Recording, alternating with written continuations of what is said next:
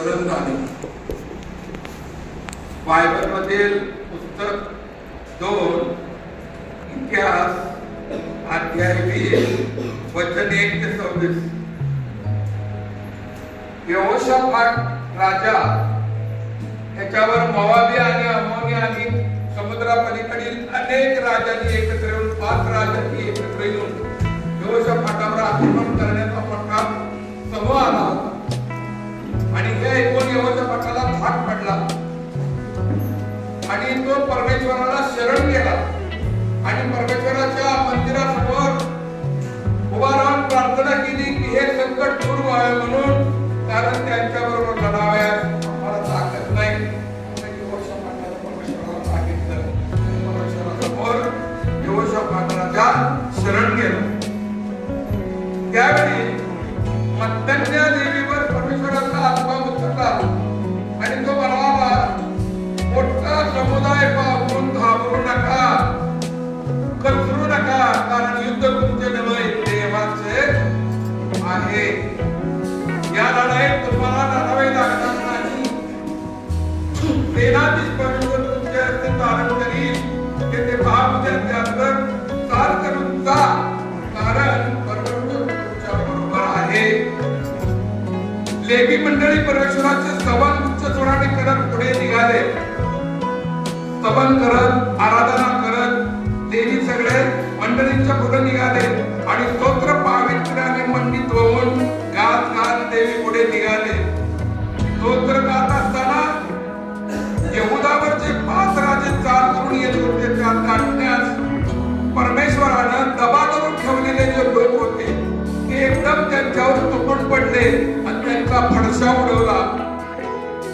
ते अंडीमुर्दावरून यहुदी लोकांनी पाहिले तर जमिनीवर प्रेताचे ढीग पडलेले होते. 5 राजांचं सैन्य एका झटक्यात मातीत ओल झालं. ते अंडीमुर्दावरून पाहणाऱ्या माणसानं राजाला राजाला कळलं की सगळे मुर्दे पडलेले. तेव्हा यहोशाफाटाचं सगळं सैन्य त्या लोकांच्याकडे गेलं आणि 3 दिवस त्यांची संपत्ती, त्याच्यावरचे दागिने, कपडे, लत्ता, सगळं सामान 3 दिवस ती लूट नेत होते, तरी त्यांना ती आवडली. हे कशाचं सामर्थ्य आहे? देवाला शरण झाल्या. बायबल मधील पुस्तक इयोब अध्याय 43 वचन 10. इयोबाने आपल्या मित्रासाठी परमेश्वराला शरण जाऊन प्रार्थना केली. तेव्हा परमेश्वराने इयोबाचा दुःखाचा परिहार केला आणि पूर्वी इयोबाची मालमत्ता होती तिच्या दुप्पट परमेश्वराने त्याला दिली. हे परमेश्वराला शरण जाण्याचं तिसरा विषय असा आहे. विषय तोच आहे. बायबल मधील पुस्तक 1 शमूएल अध्याय 1 वचन 28. एफ्राईम डोंगराळ प्रदेशातील एक रहिवासी एल्काना नावाचा होता. त्याला 2 बायका होते. एकीचं नाव हन्ना होतं आणि दुसरीचं नाव पनन्ना होतं. पनन्नीला मुलंबाळं होती आणि हन्नाला काय मुलबाळ होतं. एल्काना प्रतिवर्षी सैन्याच्या देवाकडं प्रतिवर्षी सगळं आपलं अर्पण करण्यासाठी जात असे. त्या देवाच्या मंदिराच्या दारात गेल्यानंतर पलींना आणलेला मार्ग टवाळकी करून तिची पोस बंद परमेश्वर ठेवली की त्यामुळे तिची सारखी तिची अवहेलना करत असते. आणि मग त्या देवाच्या दारात गेल्यानंतर तिथं जे काय जेवण केलेलं असते ती जेवत नसे. हन्ना परमेश्वराच्या मंदिराच्या समोर जाऊन देवासमोर प्रार्थना करायला लागली. देवाला शरण केली आणि देवाला शरण केल्यानंतर तिनं देवापुढे प्रार्थना केली आणि प्रार्थना करत असताना ती ढळा ढळा ढळा रडली आणि मनात ती तोटात बोलत होती, ती बडबडत होती, देवाला मागत होती.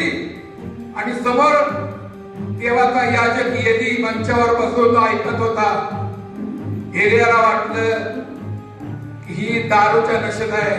तो म्हणला, बाई आता दारूच्या नशेतनं बाहेर निघ. तेव्हा अण्णा येलेला म्हणाले, मी काय दारूच्या नशेत नाही, मी माझी व्यथा माझ्या देवासमोर, मी माझा देवाला शरण जाण्याचा माझा मार्ग मोकळा करते आहे, माझी पूस बंद केलेली आहे. मला एखादा मुलगा व्हावा आणि तो मी परमेश्वराला अर्पण करीन, कायमचा त्याच्या डोक्याला मी वध करावा लागणार नाही. हे ज्या वेळेला एलीला तिने सांगितलं, त्यावेळेला एली तिला म्हणला, जा परमेश्वर तुझं सगळं तुझ्या म्हणण्याप्रमाणे इच्छा पूर्ण करेल. आणि काही दिवसानंतर ती गर्भवती झाली, तिला मुलगा झाला. तो शमुवेल नबी,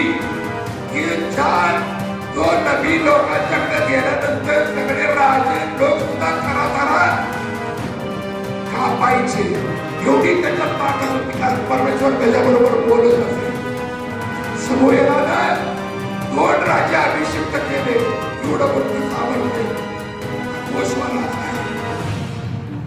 प्रत्येक भक्तानं, प्रभूच्या प्रत्येक सेवकानं सैन्याच्या देवाला शरण जाऊन तुमच्या ज्या अडचण्या समस्या प्रसंग